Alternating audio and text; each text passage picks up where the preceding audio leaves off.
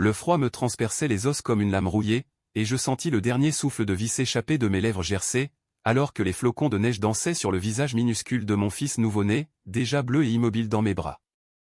J'avais crié jusqu'à en perdre la voix, suppliant les passants indifférents de Paris de me voir, de nous voir, mais la ville, cette gare impitoyable, nous avait engloutis dans son indifférence hivernale.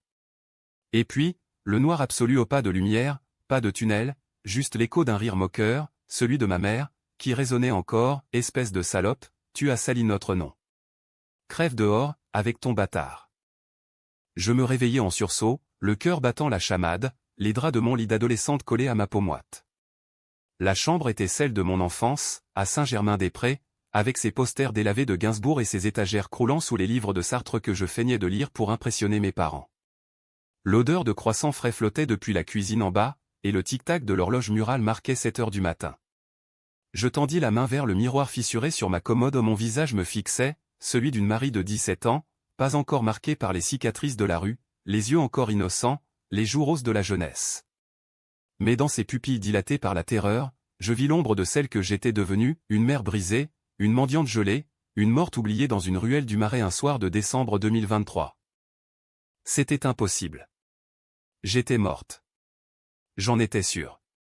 Le bébé odieux, mon petit Louis, avec ses doigts minuscules qui s'étaient crispés une dernière fois sur mon sein était mort avec moi. Et pourtant, ici, dans ce corps trop jeune, trop fragile, je revivais. Non, pas revivais, je renaissais. 30 ans en arrière, ou plutôt 5 ans dans le futur de cette timeline effacée. 2018, avant la rencontre fatidique avec Alexandre, ce serpent en costume slim qui m'avait juré l'amour éternel dans un café de la rive gauche. Avant que ma mère, cette vipère aux lèvres peintes en rouge sang, ne me jette dehors comme un sac poubelle parce que une Dupont ne tolère pas les erreurs de jeunesse. Avant que mon père, le grand Maurice Dupont, banquier respectable chez BNP Paribas, ne ferme les yeux et signe les papiers d'abandon sans un mot. Je me levai d'un bond, les jambes tremblantes, et courus à la fenêtre. Paris s'étalait en bas, indolente sous un soleil timide d'automne, les touristes déjà agglutinés autour de Notre-Dame. Tout était là, la scène qui scintillait comme un mensonge, les klaxons des Vélib', le parfum distant des baguettes chaudes. Mais je savais. Je savais ce qui m'attendait si je ne changeais rien. Alexandre me séduirait dans 2 mois, à cette soirée d'étudiants à la Sorbonne. Il me mettrait enceinte, puis disparaîtrait avec mes économies et les quelques euros que j'avais économisés pour mes études d'art. Mes parents, apprenant la nouvelle, me renieraient publiquement pour sauver la face, me laissant crever dehors. Et cette fois, il n'y aurait pas de retour en arrière. Pas de seconde chance. Sauf que maintenant, j'en avais une. Et je la prendrais, non pas pour pardonner, mais pour détruire. Pour les faire payer, un par un, jusqu'à ce que leurs empires s'effondrent comme des châteaux de cartes dans la tempête. Je descendis l'escalier en bois ciré, mes pieds nus claquant sur les marches. Maman non, Élise, car elle n'avait plus droit à ce titre était dans la cuisine, sirotant son café noir, son tailleur Chanel impeccablement repassé. Bonjour, ma chérie, ronronna-t-elle, sans lever les yeux de son iPad où défilaient les derniers ragots de gala. Tu as l'air d'avoir vu un fantôme. Mauvaise nuit. Son sourire était un piège à rats, doux et empoisonné. Je m'assis en face d'elle, fixant ses ongles manucurés, imaginant déjà comment ils se briseraient sur le bitume quand je la pousserais dans l'abîme. Non, maman. Juste un rêve. Un très mauvais rêve. Ma voix était calme, trop calme, comme celle d'une condamnée qui prépare son évasion. Elle haussa un sourcil, mais je changeai de sujet. Papa est déjà parti? Bien sûr qu'il l'était. Maurice quittait toujours à l'aube pour ses réunions confidentielles, ses rendez-vous où il blanchissait de l'argent pour des oligarques russes, un secret que j'avais découvert trop tard dans ma vie précédente, quand un journaliste anonyme m'avait glissé un dossier en échange d'une nuit tiède dans un hôtel sordide. Ce dossier avait fini brûlé, et moi, morte de froid. Mais cette fois, je le garderai. Je l'utiliserai. La journée s'étira comme un élastique tendu. À l'école au lycée Henri IV, où j'étais censé briller en terminale littéraire, je me forçais à sourire aux amis superficiels, ces pestes qui riaient derrière mon dos dans ma première vie. Sophie, avec ses cheveux blonds de pub L'Oréal, me glissa, t'as vu Alexandre? Il est trop canon en philo. Mon estomac se noie. Alexandre. Le futur père de mon enfant maudit, l'avocat véreux qui avait grimpé les échelons en dormant avec les bonnes personnes et en piétinant les autres. Dans ma tête, les images affluaient, son visage angélique se tordant en rictus quand il m'avait appris qu'il ne voulait pas d'un gosse maintenant, me laissant seul avec un test de grossesse positif et zéro soutien. Mais pas cette fois. Après les cours, au lieu de traîner au Luxembourg comme d'habitude, je bifurquais vers la bibliothèque François Mitterrand. Là, dans les rayonnages poussiéreux de la section droit des affaires, je fouillais les archives numériques. Mes doigts volaient sur le clavier, cherchant les traces de mon père. Et je l'ai trouvé, un article obscur du Canard enchaîné datant de 2015, mentionnant des irrégularités chez BNP, impliquant un certain monsieur Dupont. Pas assez pour le couler, mais un début. Je copiais tout sur une clé USB volée à Sophie qu'elle aille se faire foutre, elle qui m'avait ignoré quand je mendiais devant son immeuble chic. Le soir, autour du dîner au foie gras et vin de Bordeaux, parce que chez les Dupont, on ne mangeait pas comme des manants, je testais les os. Papa, tu sais, j'ai lu un truc sur le blanchiment d'argent en banque. C'est dingue, non? Des gens comme toi qui gèrent des fortunes sales. Il s'étouffa presque avec son verre, ses yeux chassieux me transperçant. Qu'est-ce que c'est que ces bêtises, Marie? Occupe-toi de tes études, pas des fantasmes de gauchistes. Élise rit, un tintement de cristal fêlé. Ma fille, toujours à rêver d'être une héroïne de Zola. Mange, au lieu de parler politique. Je souris intérieurement. Il n'avait aucune idée. La nuit venue, dans mon lit, je planifiais. Étape 1, éviter Alexandre. Étape 2, saboter la réputation de papa avec des fuites anonymes. Étape 3, faire de l'argent, beaucoup d'argent, pour les appâter comme des requins. Dans ma vie précédente, j'avais survécu en vendant des croquis de rue aux touristes, jusqu'à ce que la grossesse me cloue au lit. Mais j'avais un talent, l'art. Pas le futile, le subversif. Des toiles qui dépeignaient la pourriture de la haute société parisienne ou des banquiers en costard avec des cornes de diable, des mères en perles qui avortaient leurs filles en secret. Le lendemain, je séchais les cours pour la première fois. Direction Montmartre, où les galeries foisonnaient comme des champignons après la pluie. Je portais mon vieux chevalet pliable, hérité de grand-mère, et je m'installais près du Sacré-Cœur. Pas pour peindre des vues romantiques, non, pour croquer les bobos en train de siroter leur latte, leur iPhone à la main, ignorant les SDF roulés en boule à leurs pieds. Mon premier tableau, héritier de l'hiver, une femme enceinte nue dans la neige, entourée de silhouettes en fourrure qui riaient. Je le vendis à un galeriste anglais pour 500 € cash. Il bafouilla, c'est cru, provoquant. J'adore. Moi aussi, j'allais adorer. Car chaque euro serait une brique dans mon mur de vengeance. Les semaines suivantes furent un tourbillon. J'évitai la soirée Sorbonne en inventant une grippe, et quand Alexandre m'approcha au café de la fac au salut, « Marie, t'es encore plus belle que sur Insta », je le giflai mentalement avant de lâcher, « Dégage, connard ». J'ai vu tes DM avec la moitié du campus. Il cligna des yeux, stupéfait, mais je m'éloignai sans un regard en arrière. Libre. Pour la première fois. Avec l'argent des toiles, j'ouvris un compte en banque anonyme chez une néobanque. Pas BNP, jamais. Je peignais la nuit, étudiais le jour, et glanais des infos sur papa via des forums dark web. Oui, j'avais appris à naviguer là-bas dans ma vie de rue, quand la survie passait par les hacks basiques. Un nom surgit, Viktor Ivanov, l'oligarque russe qui arrosait Maurice de pots de vin pour des transferts illégaux. Parfait. Noël approchait, et avec lui, la première fissure. Lors du dîner familial, Élise annonça, nous irons à Megève pour les fêtes. Papa a une affaire à boucler. Je hochai la tête, mais intérieurement, je jubilais. Megève, c'était le terrain de chasse des riches. Et moi, je serais là, incognito, avec une caméra cachée dans mon sac. Le piège se refermait. L'air de Megève était piquant, chargé d'odeurs de sapin et de cheminées ronflantes, mais sous cette carte postale hivernale, je sentais la pourriture. Nous arrivâmes en Jaguar rutilante, papa au volant, Élise gazouillant sur ses derniers achats chez Hermès. Moi, à l'arrière, je serrais ma sacoche en cuir usé au dedans, non pas des cadeaux, mais un enregistreur numérique volé chez un revendeur de Belleville, et une perruque châtain clair pour mon alias, Camille, l'artiste montante qui chassait les scandales. Le chalet des Dupont était un monstre de bois et de verre, perché sur une colline dominant la station. Vu sur les Alpes, jacuzzi bouillonnant, et un personnel discret qui s'effaçait comme des ombres. Mais je n'étais pas venu pour skier. Le premier soir, pendant qu'il sirotait du champagne avec les voisins séyennes de la finance lyonnaise, je m'éclipsais. Objectif, le bar du Yeti, l'endroit où papa avait ses rendez-vous. Je m'installais au comptoir, perruque en place, jupe crayon noir et chemisier blanc pour passer inaperçu. L'enregistreur bourdonnait dans ma poche. Et il arriva, Victor Ivanov, un colosse au crâne rasé et au costume Armani tendu sur des muscles de lutteur. Il s'assit à une table d'angle, et 5 minutes plus tard, Maurice le rejoignit, un sourire servile plaqué sur son visage de faux jeton. Je commandai un gin tonic, tendis l'oreille.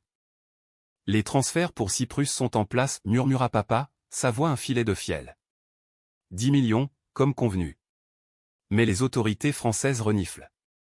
On doit accélérer. Victor rit, un grondement de tonnerre. Problème pas pour toi, Maurice. Tu as tes connexions. Et la fille? Elle sait rien. Papa haussa les épaules. Marie? Une gamine. Elle rêve d'art et de révolution. Tant qu'elle reste sage, elle héritera. Sinon. Il laissa la phrase en suspens, mais je l'entendis comme un coup près. Rien. Je n'étais rien pour lui. Pas une fille, un placement. Les larmes me piquèrent les yeux, mais je les ravalai. Au lieu de ça, je sortis mon téléphone prépayé, intraçable et envoyai l'enregistrement à un contact anonyme, un journaliste freelance que j'avais déniché sur un forum de whistleblower. Première livraison. Plus à venir. Rémunération à la publication. De retour au chalet, je jouais la parfaite fille. Passe-moi le saumon fumé, papa. Élise me toisa, tu as les traits tirés, ma chérie. Trop de nuits blanches avec tes pinceaux? Je souris. Juste de l'inspiration, maman. Paris est si étouffant. Elle renifla, mais ne creusa pas. Les jours suivants, je skiais mollement le matin, peignis l'après-midi dans une petite galerie locale que j'avais contactée. Mes toiles neige sanglante, une métaphore de l'abandon familial se vendaient comme des petits pains à 2000 € pièce. L'argent coulait, et avec lui, mon indépendance. Mais la vengeance n'était pas gratuite. Une nuit, seul dans ma chambre, les souvenirs me submergèrent. Dans ma vie passée, après l'abandon, j'avais erré des mois. Alexandre m'avait promis un appartement à Pantin, mais c'était un squat infesté de rats. Quand le bébé avait bougé pour la première fois, j'avais pleuré de joie dans un métro bondé. Puis, la dispute, c'est pas le mien, ce gosse. Trouve-toi un avortement. Il m'avait giflé, et j'avais fui dans la nuit, le ventre rond, sans un sou. Mes parents? Un coup de fil larmoyant, maman, j'ai besoin d'aide. Et sa réponse, tu n'es plus ma fille. Ne reviens jamais. La porte de l'appartement haussmannien s'était refermée, et dehors, le gel m'avait mordu. Ici, à Megève, je jurais sur la tête de Louis Fantôme, il paierait. Le 24 décembre, pendant la messe de minuit, ironie du sort, nous allions à l'église pour la galerie, je glissai un mot à un prêtre complice que j'avais payé 500 €, dit une prière pour les pécheurs de la finance. Il rit, mais transmis. Le lendemain, un article anonyme fuitait sur Mediapart, blanchiment chez BNP, un banquier lyonnais impliqué. Pas de nom, mais les initiales MD suffirent. Papa blêmit en lisant son iPad au petit déjeuner. C'est une chasse aux sorcières. Ces gauchos veulent ma peau. Élise paniqua, Maurice, si ça sort, on perd tout. Les amis, la société. Il la coupa, tais-toi. Je gère. Mais ses mains tremblaient sur sa tasse. Je feignis l'innocence, c'est horrible, papa. Qui ferait ça? Il me lança un regard suspicieux, mais je baissai les yeux, l'air de chien battu. Intérieurement, c'était l'extase. De retour à Paris fin janvier, mon empire naissait. Avec 20 000 € en poche, j'ouvris un atelier dans le 18e, près de Barbès. Pas chic, brut. J'embauchai une assistante, une Marocaine nommée Aïcha qui avait fui un mariage forcé où elle me rappela moi-même, brisé mais fier.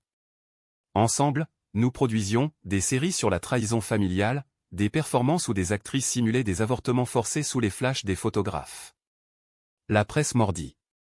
Nouvelle voix féministe, Marie Dupont, l'héritière rebelle, titra Le Figaro. Ironie divine. Alexandre réapparut, bien sûr. Un message sur Insta, hey, sorry pour l'autre jour. On boit un verre? Je répondis, viens à mon vernissage. Et apporte ton chéquier. Il débarqua, cheveux gominés, sourire carnassier. La galerie grouillait de critiques et de collectionneurs. Ma pièce maîtresse, bâtard de neige, un triptyque où un amant en smoking poignardait une femme enceinte avec une seringue. Alexandre pâlit en le voyant. C'est inspiré? Je haussai les épaules. La vie, chérie. Achète-le. 10 000 €. Il paya, blême, et s'éclipsa sans un mot. Le lendemain, je virai l'argent sur un compte offshore. Leçon 1, il paierait pour chaque larme. Mais les ombres s'allongeaient.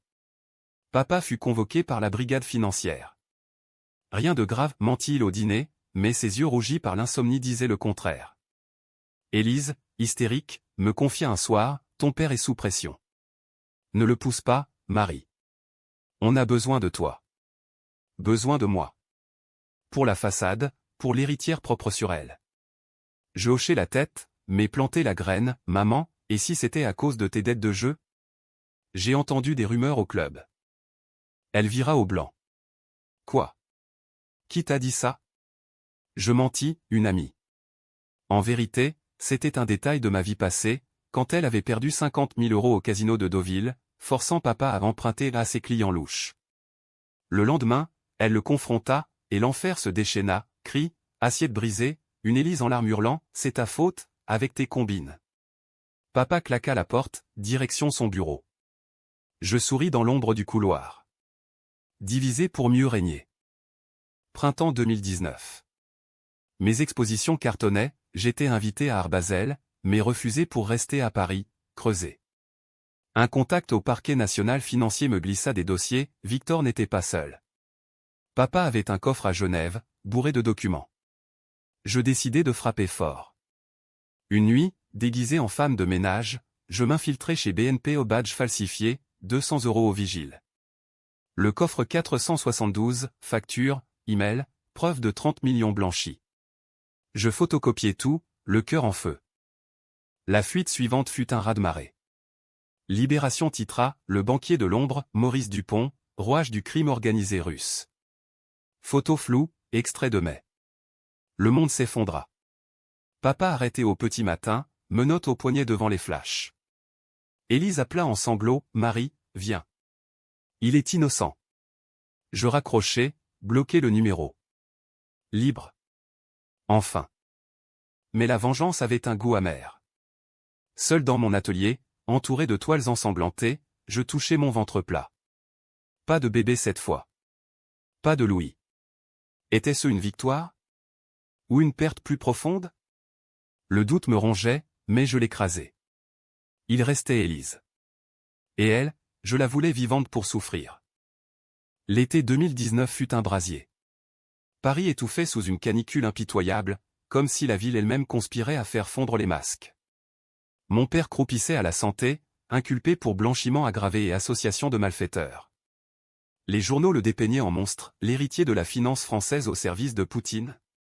Élise, quant à elle, avait fui l'appartement familial pour un hôtel discret du 7e, ses cartes de crédit gelées, ses bijoux hypothéqués. Elle m'envoya des messages désespérés, ma fille, aide-nous. Pour l'amour de Dieu. L'amour? Je ris, un rire sec comme le crissement d'un couteau sur du verre. Mon ascension, elle, était fulgurante. Avec les preuves en main, j'avais monnayé le silence partiel auprès du procureur pas pour papa, mais pour moi. En échange d'une immunité totale, j'avais livré les noms des complices mineurs. Résultat, un deal qui me positionnait comme témoin clé, et une avance de 100 000 € pour frais de protection. Ajouté à ça les ventes d'art, une expo solo à la FIAC m'avait rapporté 500 000 €. J'achetais un loft à Belleville, rénové en espace galerie, avec vue sur les toits de Paris. Aïcha devint ma partenaire à parts égales, ensemble, nous lancions au sang et neige, une fondation pour mères célibataires abandonnées. Ironie? Non, catharsis. Chaque don, chaque discours, était un clou dans le cercueil de mes bourreaux. Mais Élise ne lâchait pas. Un après-midi doux, elle débarqua sans prévenir, frêle silhouette en tailleur froissé, maquillage coulant sous la sueur.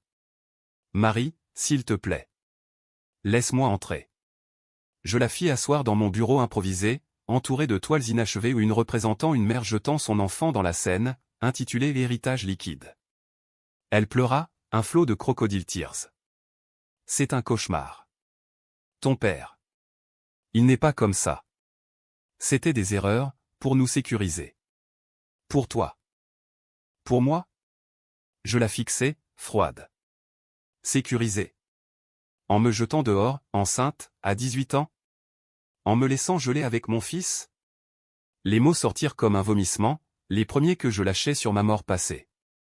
Elle blêmit. Quoi? Enceinte? Mais tu n'as jamais. Je ris, amer. Dans un autre temps, maman. Un temps où tu m'as tué. Elle balbutia, niant, mais je voyais la peur dans ses yeux. Elle savait. Au fond, elle avait toujours su que ses dettes de jeu avaient poussé papa dans les bras de Victor. Et quand j'avais appelé, désespéré, elle avait choisi le silence pour ne pas que ça éclate. Je ne suis pas ta fille, dis-je enfin. Pas après ça. Sors. Elle s'accrocha à mon bras, attends. J'ai un secret. Sur ton grand-père. Il n'était pas le héros que papa prétend. Il a ruiné des familles juives pendant la guerre, des biens confisqués. C'est de là que vient notre fortune. Un twist, un verre dans le fruit. Dans ma vie précédente, j'avais entendu des rumeurs, mais jamais de preuves. Maintenant, elle les offrait sur un plateau, pour survivre. Je pris des notes, feignant l'intérêt. Envoie-moi les documents. Peut-être que je pourrais aider. Contre une contrepartie. Elle partit, brisée, mais avec une lueur d'espoir. Erreur fatale. Le soir même, je contactai un historien à la Sorbonne, spécialiste des spoliations. Les archives confirmèrent, grand-père Maurice l'Ancien, collaborateur discret, avait amassé un empire sur des vols légaux. Un article dans l'Humanité suivit, les racines nazies de la banque Dupont. Élise appela en hurlant, traîtresse. C'est toi. Je raccrochai, savourant le silence. Alexandre, lui, ressurgit comme un fantôme lubrique. Il avait perdu son job à cabinet d'avocat trop associé à papa via des deals minables et cherchait du travail. Il m'écrivit, bébé, on était jeunes. Laisse-moi une chance. Je sais que tu as du fric maintenant. Je l'invitai à une soirée réconciliation dans mon loft. Vêtu d'une robe rouge sang, je l'accueillis avec du champagne empoisonné au nom, littéralement, juste du laxatif pour l'humilier. La fête battait son plein, artistes, activistes, une foule hétéroclite. Alexandre, sous, grimpa sur scène pour un discours d'amour. Mais au milieu, il se plia en deux, courant aux toilettes sous les rires. Je diffusai la vidéo sur TikTok, l'ex qui voulait revenir, Karmaï sa bitch. Les likes explosèrent. 2 millions en une nuit. Ma notoriété grimpa, des marques me contactaient pour des collabs. Mais le vrai coup vint en septembre. Victor Ivanov, furieux d'avoir perdu son pion, tenta de m'intimider. Un homme en noir me suivit rue Oberkampf, murmurant « Arrête, ou ta petite fondation brûle ». Au lieu de fuir, j'appelai la police. Pas n'importe laquelle, l'unité anticorruption, avec mes dossiers en prime. Victor fut extradé vers la Russie, mais pas avant que je ne récupère une indemnité de 200 000 € via un hacker ami illégal? Oui. Gagné?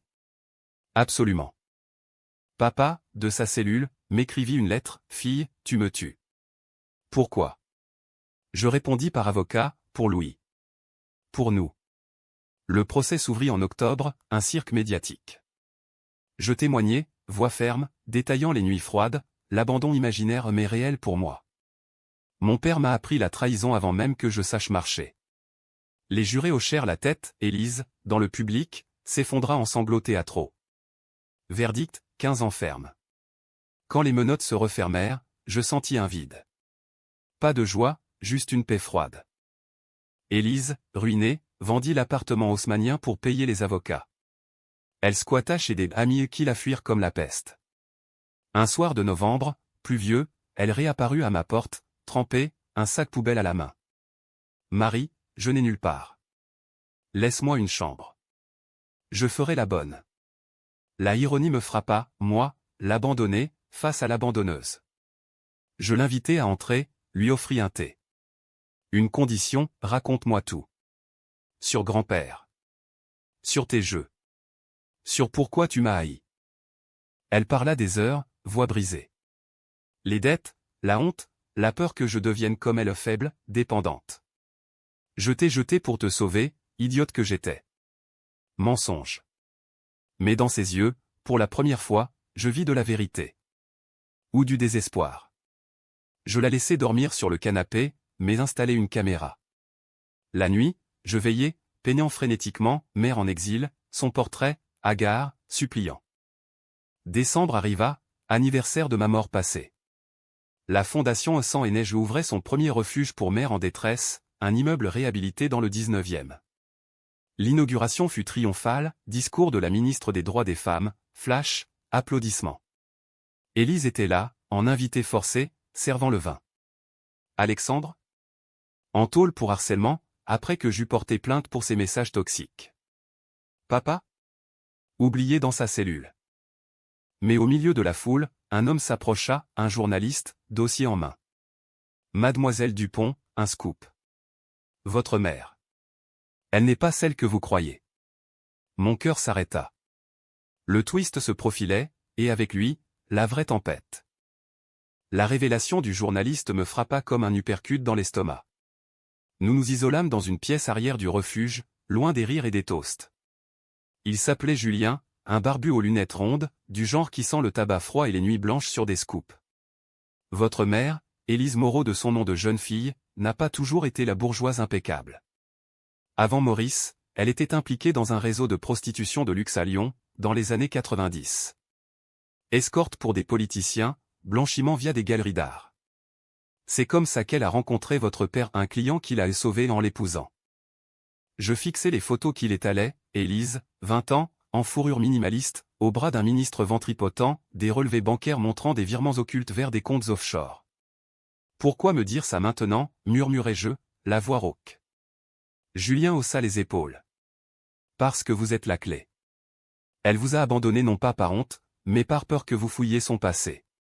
Le gosse votre frère ou sœur hypothétique aurait pu hériter de ses talents. Et maintenant, avec le procès de Maurice, elle est vulnérable.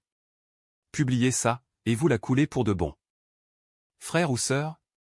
L'idée me tordit les tripes. Dans ma vie passée, l'abandon avait été si absolu que j'avais occulté tout lien familial au-delà d'eux.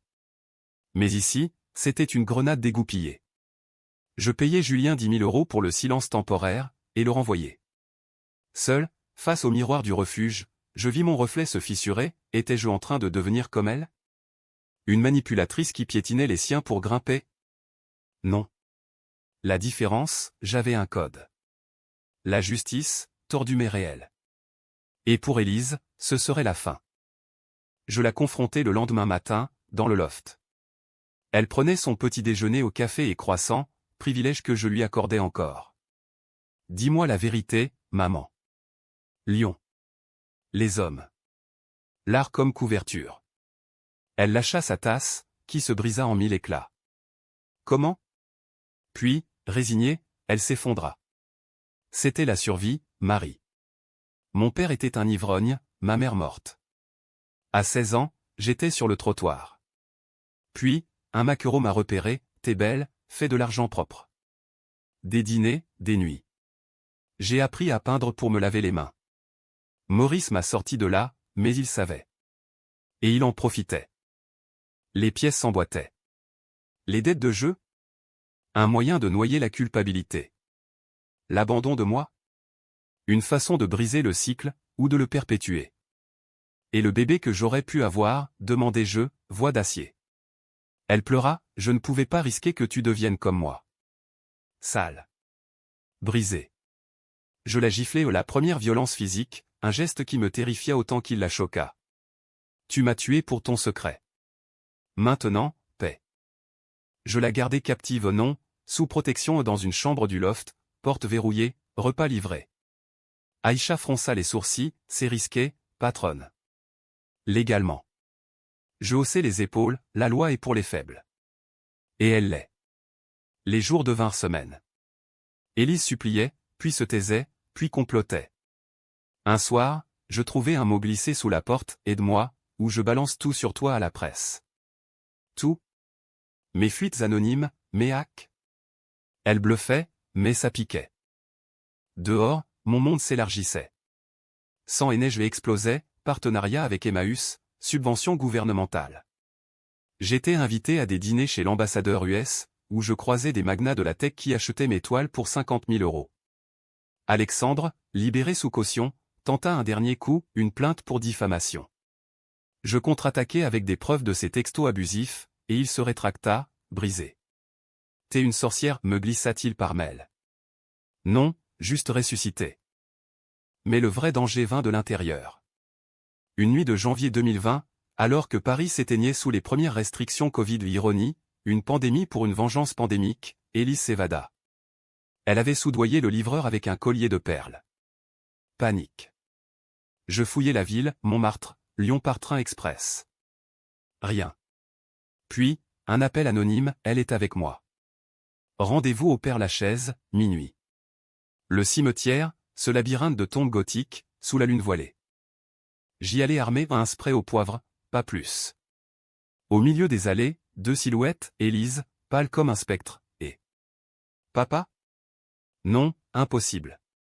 Il était en prison. L'homme qui émergea des ombres était Victor, ou un sbire, trapu, accent slave. Dupont a parlé, depuis sa cellule. Tu as trop fouiné.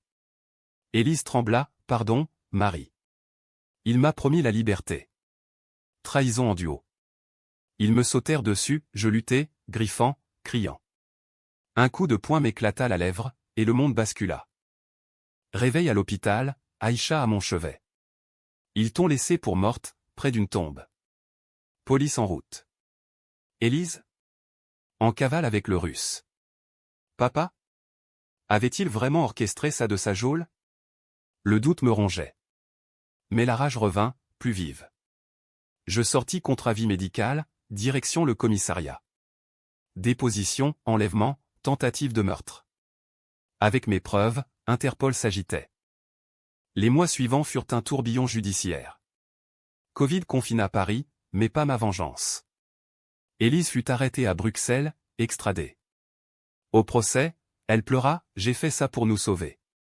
Le juge, un vieux renard, la condamna à 10 ans pour complicité. Madame, votre famille est un poison.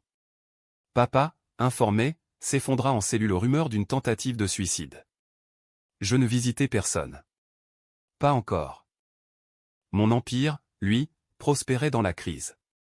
Les toiles sur l'isolement familial se vendaient en ligne, la fondation aidait des centaines de femmes.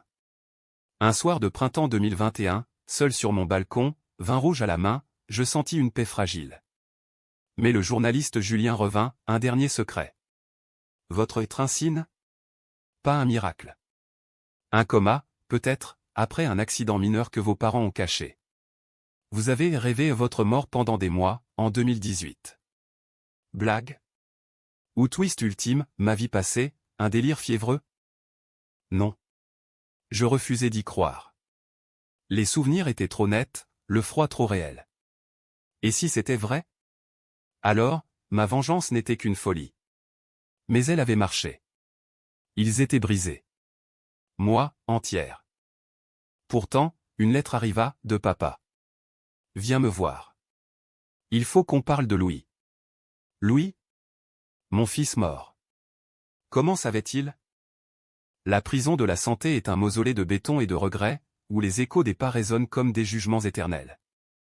Je m'y rendis un après-midi de juin 2021, l'air lourd de l'odeur de javel et de désespoir. Vêtu d'un tailleur noir austère, hommage ironique à Élise, je passai les contrôles, le cœur un point serré. Louis. Ce nom dans sa lettre m'avait hanté des nuits entières, un fantôme que je croyais enterré dans les neiges oubliées de ma vie passée. La salle des visites était un aquarium terne, vitres blindées, téléphone graisseux. Papa apparut, vieilli de 10 ans en 3, cheveux blancs, joues creusées, le costard carcéral flottant sur son corps voûté. Il prit le combiné, yeux rougis. Marie. Merci d'être venue. Sa voix était un murmure brisé, sans la suffisance du banquier. Je serrai le mien, parle. Louis. Comment sais-tu? Il ferma les yeux, comme si les mots le brûlaient. Ce n'était pas un délire, ma fille. Pas entièrement. En 2018, tu as fait une fausse couche. Un accident en chute dans les escaliers de la fac, après une dispute avec ce salaud d'Alexandre. On l'a su par l'hôpital. Élise et moi. On a payé pour étouffer. On t'a dit que c'était une grippe, pour te protéger. Mais le bébé, un garçon, tu l'avais nommé Louis en rêve, était viable jusqu'au bout. Tu as sombré dans un coma éthique, des mois. Et pendant ce temps, tu vivais cette autre vie, celle de l'abandon. Les médecins parlaient de vision post-traumatique, mais tu en es sorti changé. Rageuse. Le monde chancela. Pas de mort réelle, alors? Pas de rue gelée, pas de fil bleu dans mes bras? Juste un coma, une hallucination née d'une perte réelle? Je frappais la vitre, mensonge. J'ai senti le froid, entendu tes rires. Vous m'avez abandonné pour de vrai, après. Il secoua la tête, larmes coulant. Non. On t'a recueilli, soigné en secret. Mais quand tu t'es réveillé, tu as changé. Tu as commencé à fouiner, à peindre ses horreurs. On a eu peur. Peur que tu découvres nos secrets, les miens, ceux d'Élise. On a essayé de te freiner, mais tu étais possédé. Possédé. Le mot résonna. Était-ce ça, ma Trincine? Un subconscient en furie, tissant une vengeance fictive devenue réelle? Je me rappelais les détails, les articles que j'avais trouvés existaient bel et bien, les preuves accumulées étaient tangibles. Peut-être le coma avait-il amplifié une intuition, transformé une peur en prophétie autoréalisatrice. Et maintenant, demandai-je, voix tremblante. Tu veux quoi? Pardon? Il sourit, triste. Non. Justice. Vrai. J'ai un deal avec le procureur, témoigne contre les gros poissons russes restants. En échange, réduction de peine. Mais j'ai besoin de toi pour corroborer où tes visions étaient trop précises. Et Élise. Elle avoue tout. Le réseau, les dettes. On était pourris, Marie. Toi, tu es la purification. Je quittais la prison dans un brouillard, Paris défilant comme un rêve flou. Aïcha m'attendait au loft, ça va, patronne? Je m'effondrais, racontant tout. Elle rit, doucement, qu'importe la vérité. Tu les as eus. Et nous, on sauve des vies. Oui. La fondation florissait, des milliers aidés, un livre à venir, Neige et Renaissance, mes mémoires romancées. Élise fut transférée en maison centrale, mais je la visitais. Pas pour pardonner, mais pour clore. Maman, dis-je, si j'ai rêvé ma mort, c'était ton karma qui parlait. Elle hocha la tête, brisée mais sereine. Peut-être. Aide-moi à racheter, au moins. Je promis une lettre par mois. Pas plus. Alexandre? Ruiné, il mendiait des jobs de barman. Je l'ignorais. Victor? En fuite, mais Interpol le traquait. Papa? Libéré conditionnel en 2023, après témoignage. Il vint à l'inauguration de mon musée personnel aux Galeries des Trahisons, murmura, fier de toi. Je hochai la tête, distante. Pas de câlin. Pas encore. Fin 2025, riche de millions, acclamé comme l'icône féministe française, je marchais dans la neige de Paris vrai, cette fois. Pas de fantôme à mes côtés, mais une paix. La vengeance? Un feu qui avait purifié. Le twist, peut-être n'avais-je jamais être un signe. Peut-être étais-je toujours cette Marie brisée, qui avait choisi de renaître par la rage. Et dans ce choix, la vraie victoire. Pourtant, parfois, la nuit, j'entends un cri d'enfant. Louis? Ou l'écho d'un possible non vécu? Je peins alors, furieusement, transformant la douleur en article. Car en France, la revanche n'est pas un droit, c'est un chef-d'œuvre controversé, tendu jusqu'à l'os. Et moi, je suis l'artiste.